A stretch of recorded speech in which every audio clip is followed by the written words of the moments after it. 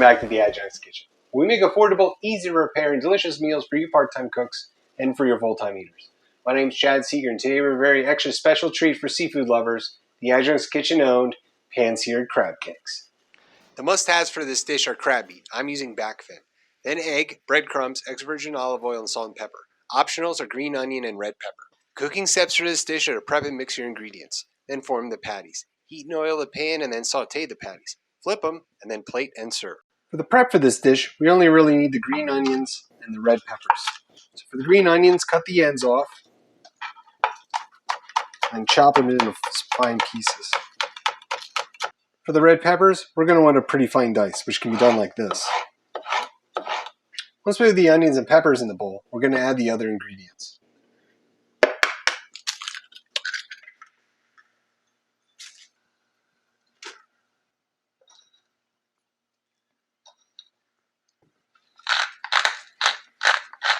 This step, we're going to make the cakes. So just grab a handful of the mixture, form a patty with your hands. You don't want it too thick, you don't want it too thin.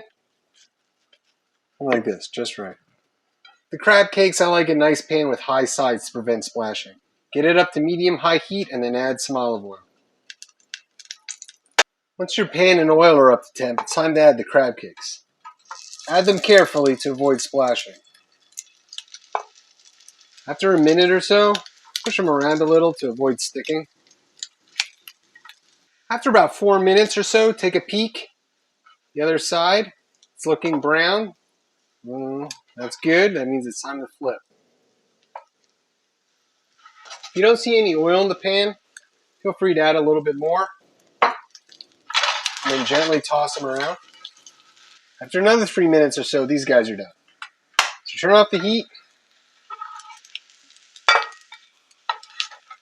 For serving these, just to be a little bit fancy, I'm going to put them on a bed of roasted asparagus.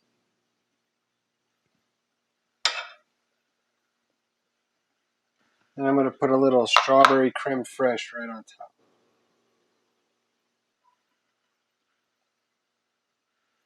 To paraphrase Benjamin Franklin, crab cakes are proof that we are loved and should be happy. Well, thanks for watching. I hope you enjoyed that. If you have any questions or requests for other dishes, leave them in the comment section below. Like and subscribe if you like what you saw, and I'll see you on the next Adjunct's Kitchen.